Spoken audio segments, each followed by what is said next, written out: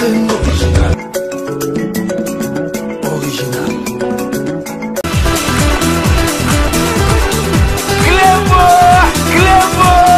Original. Dans les discussions, nous tous, finalement, et je dis bien nous tous, l'histoire rendra compte, on était plus ou moins en train de supplier Tshisekedi. Parce que du point de vue de l'ancrage du peuple, ne nous cachons pas les vérités, il était plus ou moins mieux positionné, tout le monde était unanime là-dessus.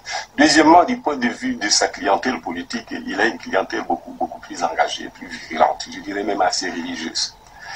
Malheureusement, Tshisekedi n'était pas, et il nous le disait, c'était un garçon correct, il nous a dit qu'il ne peut pas porter les projets qui consistent à lutter contre la machine jusqu'au bout. Ici, qu'ils ne peuvent pas justifier leur richesse. Ça se voit au vu aussi de tout le monde. Ici, en Europe, je le sais, si on voit que votre train de vie est très élevé, on regarde, on viendra voir par rapport à ce que vous faites, on va voir comment est-ce que vous soutenez ce train de vie. Ok? Aujourd'hui, chez nous, ici, vous avez suivi, il y a un député provincial de Kinshasa qui avait brandi comment dire, les villas de M. à un moment donné. Ok? Personne n'a rien fait. Normalement, le procureur général de la République devait se saisir de ce dossier. Mais si c'était un opposant, il l'aurait fait. Que deviendra M. Kabila? M. Kabila est citoyen congolais. Il a sa place ici au Congo. Il fera ce qu'il voudra. Où je prends la parole pour la première fois devant les conseils de sécurité, je garde en mémoire la date historique du 24 janvier 2000, où son Excellence le Président M. Laurent Désiré Kabila, se fondant sur la résolution 1234 du 9 avril 1999. Les maîtres mots chez nous, s'il n'y a pas de revanche, il faut savoir que nous avons pardonné. Parce que nous sommes des chrétiens. Et les deux premières valeurs des chrétiens, c'est 1, l'amour, 2, le pardon. Moi, Félix Antoine Tshisekedi Tshilombo, président de la République, je dédie solennellement en ce jour la République démocratique du Congo entre tes mains, ô Éternel notre Dieu. Et soumets ma nation tout entière à ton autorité suprême. Assis-toi sur le trône de ce pays et règne en maître absolu. Sois le roi du Congo et prends la place qui t'est due. En ma qualité d'autorité spirituelle, selon qu'il est écrit, toute autorité vient de Dieu, et en professant ma foi comme enfant de Dieu, j'annule toutes les paroles négatives qui ont été prononcées sur ce pays. J'annule toutes les malédictions, quelle que soit leur provenance, et je déclare que les ténèbres ne régneront plus jamais sur la RDC. Le Zaïre dans sa diversité, Elingi Koloba, Outina au Zaïre, Outina Kiv, Outina Chab, la Kassai orientale, Kassai occidentale, Bandundu, Bazaïr, Équateur, au Botamana Kinshasa, aux Alinani, aux Ali Zaïrois. Au Longui na Kinshasa, au Kenya Équateur, aux Aïna Mbokanayo.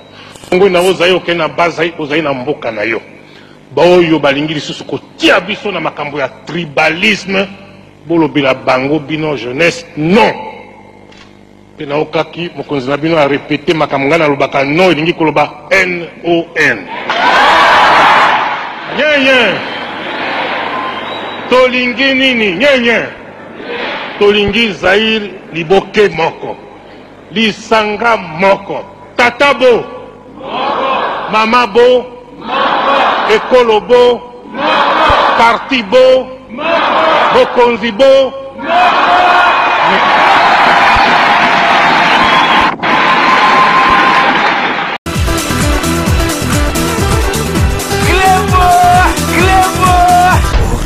Et bienvenue sur cluboriginal.com. Merci de votre fidélité. 5 minutes avec César Ngadi, Ndengnaïb Sarabinoka.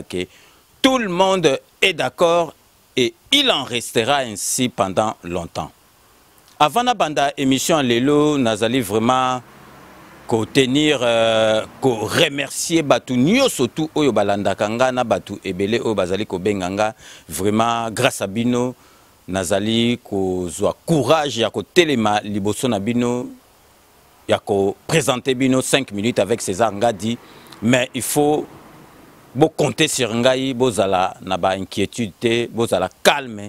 5 minutes éducation civique et ko tika jamais ko lobela batu oyo amitema mabe oyo balingi mboka na biso ekende liboso te, et puis bo yebake langage nazo tenir na ko tenir ango tina suka parce que na yebi ke nazali na raison pe bato ebele bazali ko landangai bazali ko pesa ngai raison. 5 minutes à lelo boyebi ke na ba 5 minutes ebele na bandaka na ba mise au point parce que so na moni ba commentaire ndenge keyi na préféraka na zongela kama mukie parce que ndenge na lobaka ka na classe bana msusu ba comprendre facilement.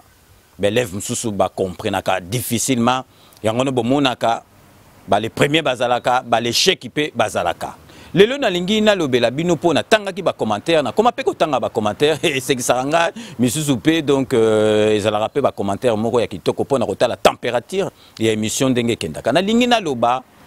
Il faut jamais dire ce que je n'ai pas dit. Boloba makambo oyo nga na lobaka te na kati ya émission bon interpréter yango na ndenge na bino na loba jamais que batu nyoso balinga président na biso Félix Antoine Tshisekedi na loba ndenge wana te na répétaka toujours que na mboka nyoso tout opposition il faut ezala ba critique il faut ezala na lobaka mingi mingi boyebi mo na lobaka critique il faut ezala constructive na lobi te que batu tout balinga Félix Antoine Tshisekedi non. Yezu kutu mwana nzambe donc batutu balinga ki était na suka kutu bapwata ki eti babare donc yebara ke Félix Antoine Tshisekedi batutu bakozala d'accord na été mais pour na intérêt ya mboka muto tout azali patriote muto tout azali na patriotisme donc il faut azala derrière Félix Antoine Tshisekedi parce que to lelaki tozali na Rwandais tozali na étranger oyo alongwa atabache la biso mbo atama kaku donc parce que oyo azali Rwandais lelo nzamba yokeli biso mawa mboka na biso wana nzamba lingaka ngo bapesi biso mwana mboka mais je trouve pas tina nini tokoki ko yinaye et puis mwana mboka n'importe quel mwana mboka te président Oyazana biso azali mwana ya opposant munene ya des années ya mboka na biso donc vraiment ezali kombo moko déjà ici et yebanaki na opposition mais sikoyo pourquoi tolingi yete tolbite ke tolinga ye batutu balinga ye batu msupe bazo bakoza contre ye na opposition to boité c'est n'est que normal pays nyo surtout opposition ezalaka mais siko mutu oyo alingi mboka mutu oyo azali na logique na makambo na mutu azali objectif donc il y a pas de raison que Olinga Félix Antoine Tshisekedi te Félix Antoine Tshisekedi azali combattant abunda awa na poto ti azongi na Kisasa ti akomi président ya parti politique IDPS ti a salibe chelon nyoso tout basala ti akomi na suka na firmament ya makambo na politique nanango aboyaka koma na suka nanango aboyaka na suka akoma na suka tomona awa na suka wa Hollande ngo pesa masolo na premier ministre na kaka oyo maire ya Evry Mutatia contre-temps parce que mutu nyoso tu na musala na ye mutu nyoso tu na makambo na ye alinga akoma na firmament ya makambo na ye donc soki mutu ozali mutu moko o réfléchissaka olinga nyoso tu ozosala okoma na suka ya masolo penzo okoma osala ngo malamu. Donc il a répété le sous boloba makambo oyo ngai na lobaka te bo interprétant ma bête na loba jamais que batutu balinga Félix Antoine Tshisekedi président na biso non na pese exemple mwana Yezu mwana Nzambe ba lingai na batu nyoso tout ti babaraye. Donc kaka na répéter muto nyoso tout azali patriote o alingi mboka na ye o azali objectif na makambo na ye o azana logique na makambo na ye. Y a pas de raison oyo obo ya Félix Antoine Tshisekedi. Donc il faut to lingaye siko to koma na combat na biso même ata combat ko za ndenge ya kalate otobando sa na kanambe jamais ko za ndenge wana combat na biso e komi siko combat ya ba revendication mwana mboka komi na place siko to kopese maboko to lobake mwana mboka sala makasi batu ba banda ko lia bien batu ba comment se faire soigner malamu ba salaire à batu ezala bien pour permettre batu ba vivre bien. C'est ça que tokoki ko sala lelo que soki za bien te tokoki ko lobela mais jamais tokoki ko banda ko finga ma finga o to banda ko lobana kanambe to reportango na Félix Antoine Tshisekedi ndeko na biso yango bo mona ka ba congolais belé bazalaka na likolo te ba congolais belé soto landi bato mbongo belé bato basalaka makambe belé ba congolais bazalaka e belé te na ba kotona parce que congolais lelo soka mati muninga na yeka ka moko mutu akobende na likolo po akoya soka akoyi apa bandi ko seka soki congolais asale loko ezo umela ba ba congolais wana zana kisi o congolais wana simba ba machi donc pona congolais donc eloko congolais asali automatiquement ko umela te soki umeli ba komo lukole ba frata ba komi ko ndo funda yo muninga no yemo azoke ndo funda yo po okoya na parce que par exemple belette sala exotique bato bazala ba exotique bazala mais rarement na ba congolais bazala penza ba client na yo fidèle o ba client fidèle no lo ba ndeko no ba pire master no mais ba misusu ba kolinga te azo préféré que n'est pas indien et pas un vunti a pesa mbongo ke aya pa muninga na yo ke arlobake akonvoi misayo mais or ba ekolo musu ba chinois bazala ka boete peuple congolais nyoso tout olobaki na makambo nyoso tout olobaki ezala ba nommé au ministre basala bolingo entre biso na biso il faut ezala bolingo soki entre biso na biso ezate et ko aboutir ne loko moko te bolingo entre biso congolais linga mboka na yo yango wana nde suka ya masolo mais bo compter na ngande na bisa bino que 5 minutes que tout le monde est d'accord et il en restera ainsi na lo barango pambate beaucoup vivre ango donc tous alliés pendant 5 ans 5 ans parce que continuer mususu continuer politique ndenge keibo et kei tozaka kana kati ya masolo et puis biso tozawana po na kozongisa bat nanzela pour internet mon internet comment aucune de vitesse moko ya kosakanate et qu'internet d'une façon virale donc ce qui est rare batu mususu moni bazila kaka biso po bazo ba information mboka ce qui est kei na ndenga mabeto rattraper te et ko kende kaka ndengwana nazeli ko pesa bino exemple les États-Unis d'Amérique pour na intérêt en mboka okomona ba démocrate na ba républicain ba sangana ka pour na intérêt en mboka so comme intérêt en mboka aux États-Unis d'Amérique bako sangana bayebi ke oyo intérêt en mboka atape na France atomona pour na intérêt en mboka okomona gauche na droite ba sangani balabi ke oyo ezali pour na France ezali susu teke pour na ba parti politique c'est comme ça que ça se passe pour na intérêt en mboka ozala contre Félix Antoine Tshisekedi ozala contre UDPS mais ceux qui ezali intérêt en mboka mutazo représenter mboka na biso ezali Félix Antoine Tshisekedi okoki kozala contre mboka na ote il faut otia maboko même ta olingaka Félix Antoine Tshisekedi te même pas olingaka cash mais pour intérêt en mboka tozali obligé to sangana na lingi lisusu na yebisa bino wana na sisaki mise au point siko na koti na kati ya masolo oyo ba sujet ya 5 minutes à lelo na lingi na yebisa bino boyeba que président de la République à l'équipe batu nyoso tout na pouvoir président de la République aza na plein pouvoir na mboka na lelo soki président de la République à lamuki alobi ke kanambe abengi chef d'état-major kanambe boko no tchena résidence surveillée bako kende ko chai mais président na biso ko okumbela makambo ndeko na te parce que idéologie à papa Tshisekedi le peuple d'abord idéologie à papa Tshisekedi ezali violence te mon temps papa Tshisekedi alobaki tokozwa pouvoir na mboko sama kiletang batu babando mona on est tigé batu babando mona on est tigé mais pouvoir ezwami sans que matila etanga bomoni ke maloba papa Tshisekedi et salami donc président de la République azana plein pouvoir président de la République nazo mona ka na mboka na biso ke lelo bazali ko loba président de la République ministre de défense ou ministre intérieur à l'équipe président de la République na pouvoir donc président de la République na mboka na biso ekomi fonction moko ekomi eloko moko neti bato bakomi ko sakana na yango nazo sabino que président de la République à l'équipe président ya parlement à l'équipe président ya Sénat à l'équipe ministre de défense ministre intérieur mais na mboka na biso et comme président de la République et comme Netili Seki donc bazali ko banga plus ministre de la défense que président de la République. Botanga article constitution botanga rappé makambata to zana habitude à rotanga te botanga ga ermo botala article constitution article 16 na kati texte on a bosani article 16 beaucoup mona que président en a plein pouvoir donc ben institution wana muta ko dirigeant ngozali président de la République ba ministre wana muta ko diriger bango ezali président de la République ezala ministre de défense ezala ministre intérieur to monite que ministre intérieur akozala wana akeno sala makamune que sans que président de la République ayeba. Ceux qui ont na pays na bouton bombe nucléaire, bango pe son ministre de la défense ou bango pe son président de la République. Donc to tika makambo otozali nango oya koloba makambo na sentiment. Donc président de la République aza numéro 1. Batu tout wana bako dépendre na président de la République. Président de la République muto pesa mi beko donc armée et to sa président de la République. Armée to sa mokonzi moko, ceux qui armée comme to sa batu mi balé comme rébellion. Boye Bakayango donc chef suprême armée zali Félix Antoine Tshisekedi zali Moutumusu Souté. Nazo pesa bino exemple to quelqu'un na armée en France. En France tant au président Macron a eu pouvoir. Général Pierre de Villiers, au chef d'état-major des armées françaises au Batouchaka était depuis Mitterrand. A commandé icône na armée présente tout ce gars yé à koto ça yé. Macron tant yé a sali ma solo moko boazo restitué ma kambu yamboka a kamati budget ya défense à sani ta kitisi yango. Général Pierre de Villiers wana sali neti a komi ko loba bilobela komi ko loba do Macron a eka siko jeune moko a ma kambu politique tazo sa défense a sali neti a komi ko critiquer.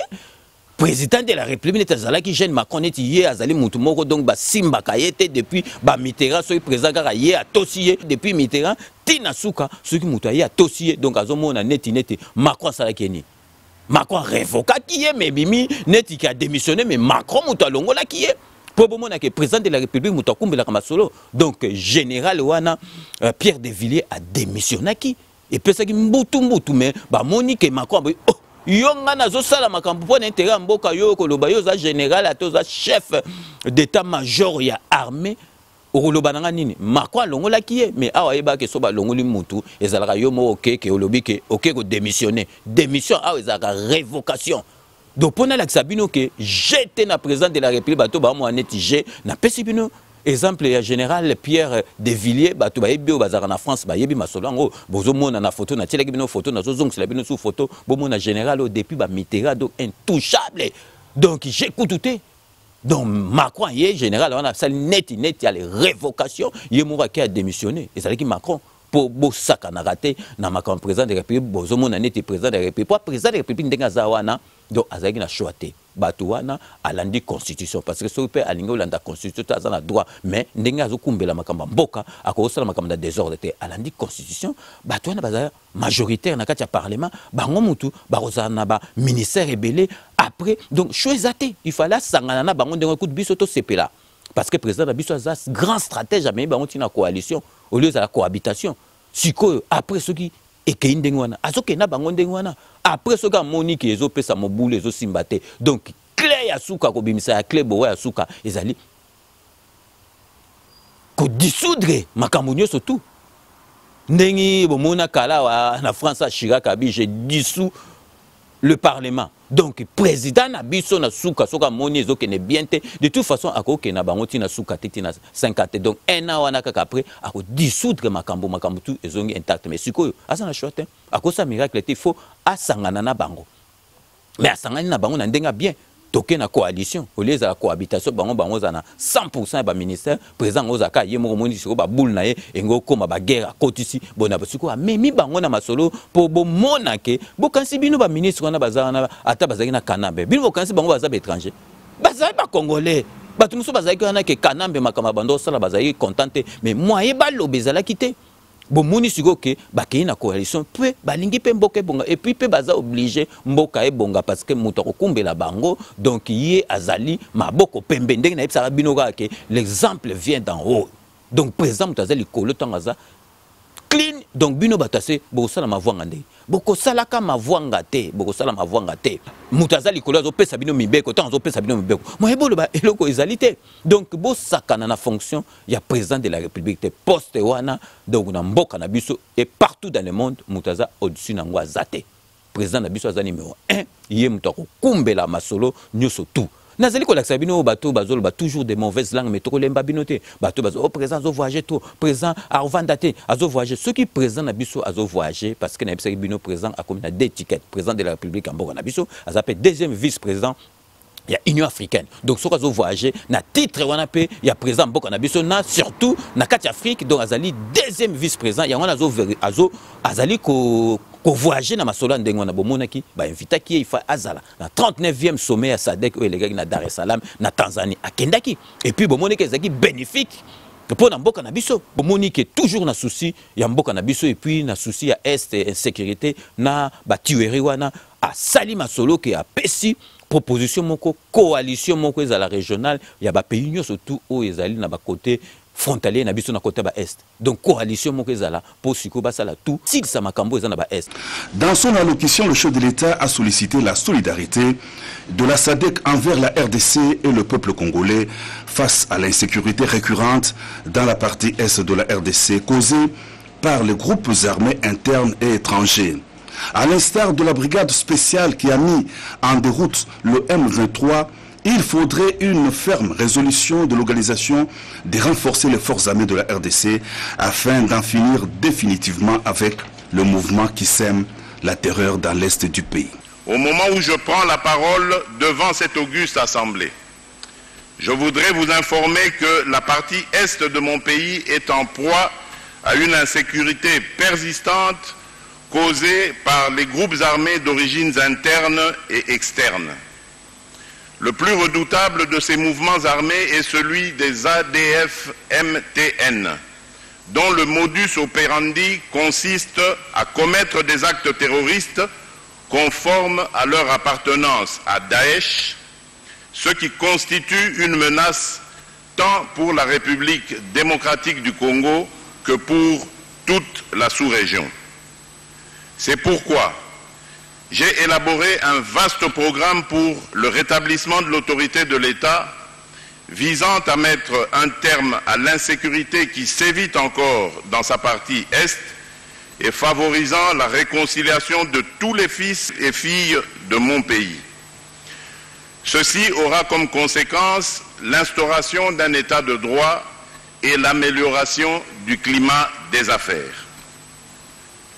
Mesdames et messieurs, je voudrais ici solliciter un peu, en vertu de la charte de notre organisation, votre solidarité envers mon pays et son peuple pour qu'à l'issue de cette session, nous puissions, à l'instar de la brigade spéciale qui opère sous le commandement de la MONUSCO et qui avait mis en déroute le mouvement de M23, prendre la ferme résolution de renforcer les forces armées de la République démocratique du Congo afin d'en finir définitivement avec tous ces mouvements qui sèment la mort et la désolation au sein de nos populations. Je propose de créer, à l'image de la coalition mondiale contre le terrorisme, une coalition régionale pour éradiquer ce fléau.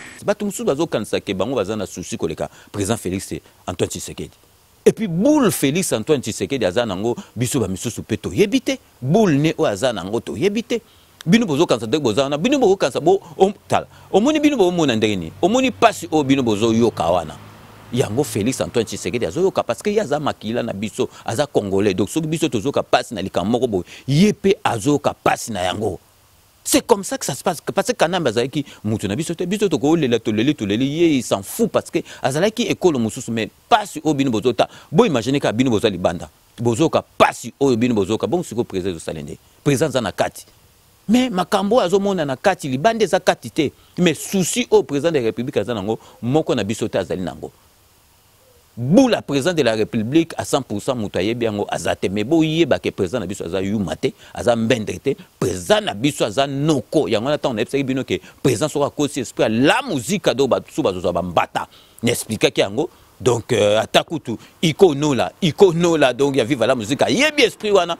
iko ayebi esprit wana parce que ba iko baza batu moko boy donc il y a respect il y a viva tanga bazai wana bandi viva yemba la moko Japon ti lelo akota Euro Disneyland avanda ti Euro Disneyland de banda ti lelo azala rapport bo monake azali muta sérieux donc président na biso aza kout esprit wana ta koko sate parce que toza na chance que tozu président motema boboto président mona poto donc ezali kutu j'ai mon côté toza la calme toke mbango te parce que to komi mbangu congolais lingi makambo esala 18 ans mabe et aussi là dans 10 na 7 mois te présent sali ka 7 mois pas batu musu ba kanzala musu sali 2 ans sali ka 7 mois siko tellement kazana moto makasi batu ba mo neta wumeli a wumeli te sali na kutu 1 an te donc toza la calme président wana za wana azali mwana mboka azali mutu na biso azali ndeko na biso a coquille jamais qu'on trahit Mboka. Vous pouvez vraiment vous imaginer que même une seconde que président Félix Antoine Tshisekedi a trahi Mboka Nabiso. A trahi Mboka Naimoko. Mais non, et comme ça la maté, a coquille jamais qu'on trahit Mboka Nabiso. Tout au yakosala, ils ont toujours pour l'intérêt Mboka. D'ailleurs, Nazali Kolak Sabino, secrétaire général adjoint, à Koutanaki, donc secrétaire général adjoint à UDPS à Koutanaki, na base pour expliquer bango répartition ici, bah yebaki sur quoi expliquer bango ba poste ou ya ba ministre ou ba rozala wana ya UDPS na cash et gozala ndenge nini à Koutanaki na batutu parce que makambo zolo ba belé à Koutanaki na bango boyebi que il faut le peuple d'abord boyebi IDPS zo solo la mikolo o secrétaire général adjoint à solo la qui na base ya IDPS pour na ko expliquer bango bolanda na bilili. D'entrée de jeu, le secrétaire général de l'Union pour la démocratie a voulu fixer les combattants sur la marche du parti sous sa gestion et les négociations menées par les CACH et les FCC sur la formation du nouveau gouvernement. Devoir de redevabilité oblige. Les combattantes et combattants de ces partis chers à Étienne Tshisekedi ont été informés sur la procédure et les méthodes utilisées dans la sélection des candidats ministrables. Selon lui, tous les organes statutaires du parti étaient associés à ce processus de désignation des prochains représentants du parti au gouvernement. Sur 23 postes réservés à CACH, dans le prochain gouvernement, l'Union pour la démocratie et le progrès social aura 15 ministres et l'INT de l'honorable Vital Kamerhe 8 ministères. Sur ces 15 ministères, l'IDPS a cédé 8 ministères à ses alliés. Il s'agit de RDT de Sylvain Mutombo, IDPS Kibasa, la société civile et ses alliés, a indiqué Augustin Kabouya.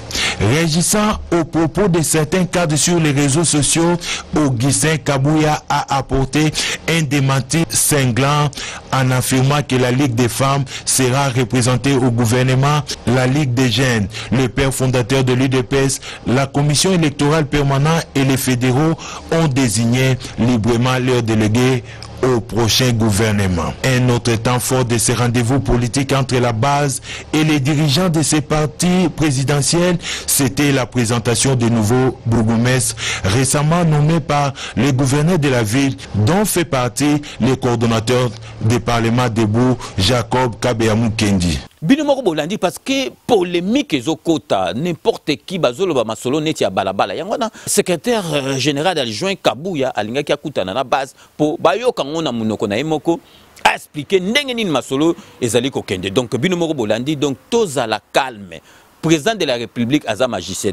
Président de la République soka sali ndengwana parce que faut la constitution azalaki na choix mususu te il faut sangana na batuana ndenge asangana na batuana bo bangate batuana bakosala ke loko moko te tango na lobaki ke bakozala be ticket parce que bakozala wana pona peuple. Président de la République mutu akokumbela ye mutu azopesa bango ba directif et puis bakolanda bote na 100 jours. Président de la République azali na gouvernement te mais 100 jours ezo salama na Ndengenine. Ezo salama pas président de la République mutu a décidé. Ndengipe ezo salama kaka tango gouvernement yulunga ekobima. Donc tous à la calme, posé, tous à la confiance na président na biso o biso tozo yoka yepe azaliko yoka yango. Siko nazali kolakisa bino donc la première dame madame Denise Tshisekedi akendaki ko réconforter famille biologique ya Mindondo na famille naye théâtrale akendaki ko kutana na bango parce que azalaki vraiment na ba occupation mususu na libanda ayaki akutani na bango aye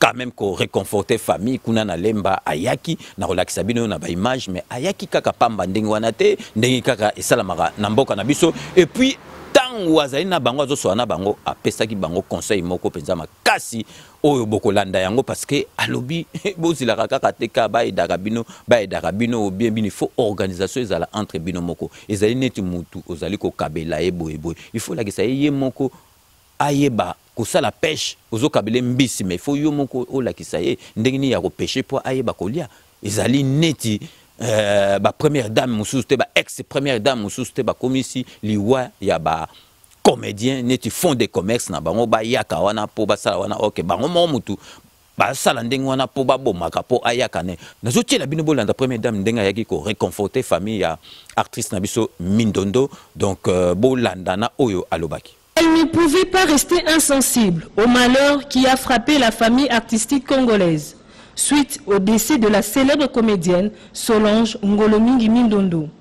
Alors qu'elle répondait à d'autres invitations importantes en dehors du pays, la première dame de la République, Denise Nyakero Tshisekedi, n'a pas hésité de contribuer à distance pour la bonne organisation des obsèques. Dès son retour à Kinshasa, l'épouse du chef de l'État a tenu à consoler de ses mains la famille éplorée. Extrêmement, c'est vraiment, je ne sais pas, je n'ai pas de mots pour exprimer ma gratitude envers ce geste-là. C'est très, très, très important. Je ne peux que dire grand merci pour ce geste-là combien noble. Elle a un cœur grand pour pouvoir nous assister au moment où nous sommes en difficulté. C'est un sentiment de joie parce que après beaucoup de pertes lors des obsèques, notamment des chaises et tout ça, on se posait des questions, comment résoudre ces problèmes parce qu'on avait pratiquement dépouillé tout ce qu'on avait. Et aujourd'hui, la première dame est venue. Et sa présence va au-delà même de consolation. Accompagnée de l'épouse du directeur de cabinet du chef de l'État, Madame Amida Kamere, Denise Nyakero Tshisekedi a appelé ses artistes à penser plus loin qu'aux simples cotisations en cas de décès.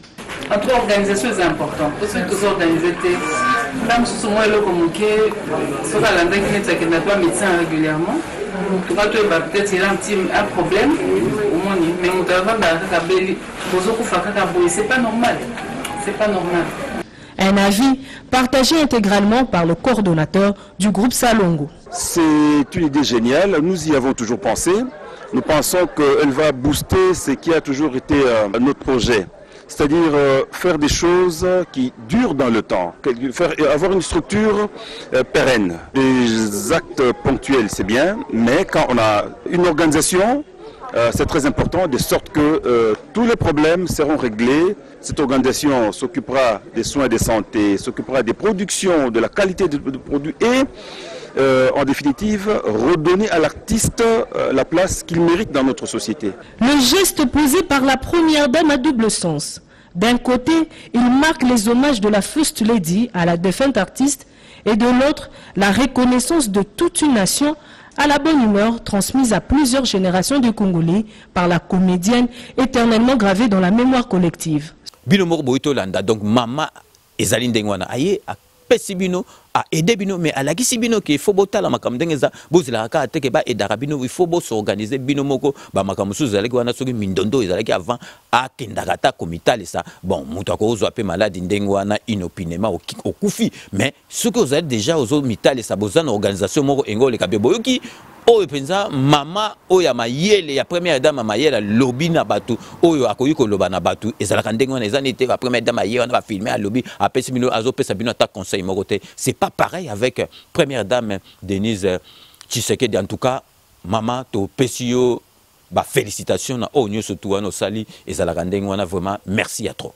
Donc on a commis presque à la fin il y a émission Nabiso donc je vous laisse le soin d'en tirer vos conclusions et de me faire parvenir vos commentaires comme d'ailleurs vous en avez l'habitude de faire. Mais Nazali lisou savana sukisa na beta c'était na ebisabino que na loba jamais qu'il faut batunyo surtout balinga Félix Antoine Tshisekedi. Non.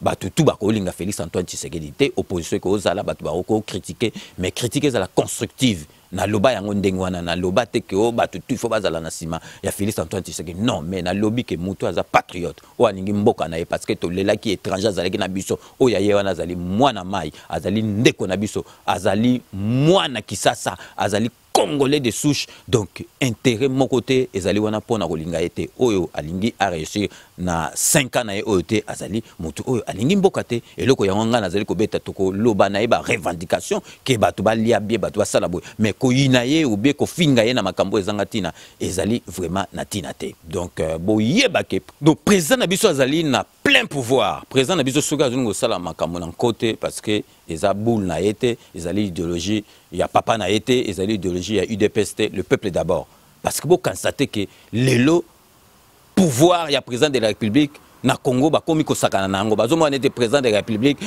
donc ministre de défense à l'équipe na pouvoir ou bien chef d'état-major à l'équipe na pouvoir ba institution na parlement sénat mutoko kumbela ngo ezali président de la République. Donc, bon, tiango na mitu na bino peuple congolais tous à la calme. Peuple congolais to komi pressé, makambu tout pressé, to lingi makambu o esi la ki na makambu beba ki na 18 ans même avant 18 ans. Donc et comme kaka président na biso asilisa yango noki noki. Donc bozala na confiance ya président na biso parce que oyaza patriote choix ezalité président nazali pendant 5 ans tocha maboko po a réussir na makambo azali ko sala. Donc bo sanate que 5 minutes avec César Ngadi et ko sala wana parce que zali cours éducation civique parce que bato belé baza ko benganga bazali ko changer ba vie donc bazali ko féliciter nga balobi na tikate et puis bo compter sur ngai na ko tikate. Donc na komi na suka bobi ka so na komi na suka na pesaka donc ba mbote na base parce que bobi base ya mote simba masolo base ya mote tinda ke le président de la République na biso a comme président de la République parce qu'après Genève base boyaki a beta chita si ma changea masolo donc base ba yoko la ka base. Donc na ko banda mbote toujours ndenge na banda na honorable député indéboulonnable Ziko Mayele donc il est vraiment député solo oyo azali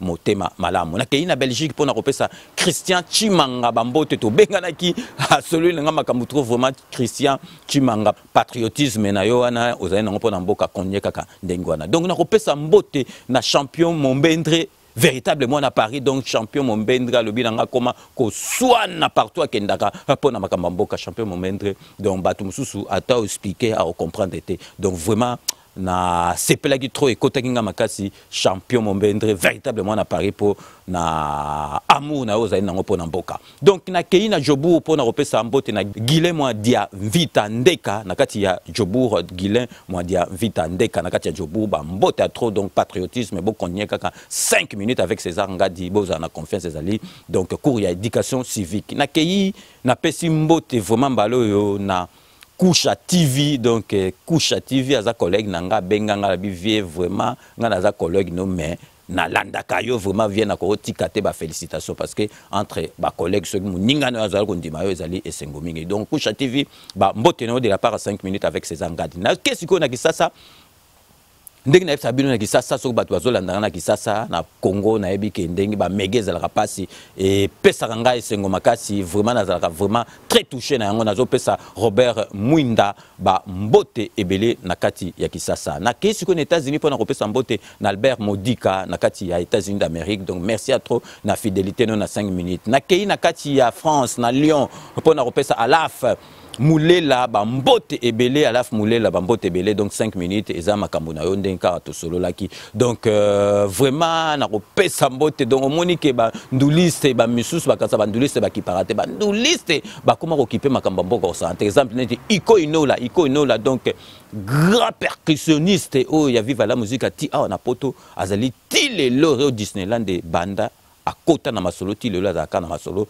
Donc iko ino na yo moko yebi atato benganite er moko mais yebara ke na yebike olanda 5 minutes tout le temps na keyi sikoyo po na kopesa mbote na kati kaka ya France na gouverneur Alain Zola ba mbote ya trop donc na esika ozali. Donc na kopesa mbote toujours na kati ya France na région parisienne na Vitry-sur-Seine po na kopesa mbote na Chico Sombele soucieux azana ngona mboka vraiment soki batune sous bazana ngo vraiment ekozala malamu. Na kesi ko na kati si na Manche po na keli na London po na kopesa mbote na Bruno Buzangu Bambote Ebele, donc Bruno Bouzangou, Bambote Ebele, yo fidélité à 5 minutes, et Zakutu, il a démontré le sous-souté. Bon, na zongi a na kata France, pour na repérer sa Chiquito Mouchachino, donc présent à Viva la musique. Oh, présent à Viva la musique, malama, comme présent. Donc, on m'a dit que ce qui va nommer quelque part, au Yebi Makambouana, il faut tout na rabat. Mais Chiquito Mouchachino, donc présent à Viva la musique, anniversaire, les gars qui, donc, na pessier, bah, bon et joyeux anniversaire, donc présent Chiquito Mouchachino, il y a que 5 minutes, mais mission surtout, le Belarama Kambamboka, Olandarango, avec 5 minutes, avec César Ngadi. Na kopesa sikoyo mbote na muninga na biso ya ngambu ya Brazzaville mais na tango na epsa bino ke ba pays mususu bazo envier biso donc yé alandaka maso na biso parce que azala tout le temps na biso tu ya Congo ya ngambu donc biso Congo Brazzaville na Congo Kinshasa tozali ba ndeko na kopesa mbote na Manzaka Mankoi Aigle Noir, Manzaka Mankoyi, Aigle Noir, Bambote Nayo, de la part il y a 5 minutes avec César Ngadi. Donc, na kesi kona Montréal pour na repesa Lindre, Bilongo, Bambote Ebele, Nakati ya Montréal, donc Bilongo, Lindre, Bambote Ebele, n'habite ceux qui n'a écorché, prénom na ou pas. Donc, Sikoyo, na reçu qui ça en Afrique du Sud, jeune Moga Benga, le bique vieux, yom to komi ko kote sabiso, ko tanga constitution pour te comprendre Makambo, le bar vieux, le bar pena Makambo ya solo. Donc, na repesa Mbote na John Katambwa, Bambote Ebele, John Katambwa, donc to soleil trop, donc merci na fidélité na yo. Donc na komi na souka ya émission na biso, donc c'est ainsi que s'achève ces 5 minutes avec César Ngadi. Merci de l'avoir suivi. Donc j'aurai le grand plaisir de vous retrouver dans 24 heures pour un nouveau numéro. Comme je dis toujours, je reste toujours friand de vos commentaires, de vos observations, de vos critiques. Donc n'hésitez pas à me les faire parvenir sur votre site directement ou sur notre compte YouTube. Et donc, d'ici là, portez-vous bien et à très bientôt. N'oubliez pas, tout le monde est d'accord et il en restera ainsi pendant longtemps. Kanambe arozwa masolo na mbuchu tona dikosi. Abou Pia, à très bientôt.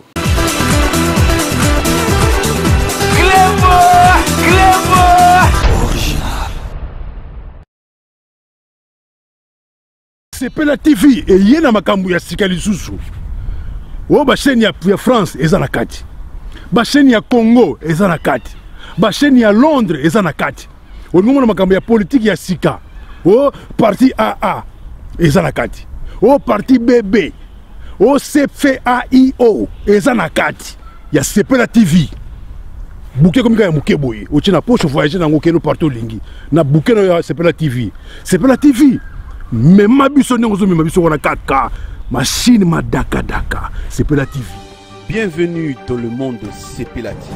Sepela TV est le décodeur qui vous permet de suivre les chaînes du Congo en direct de la diaspora.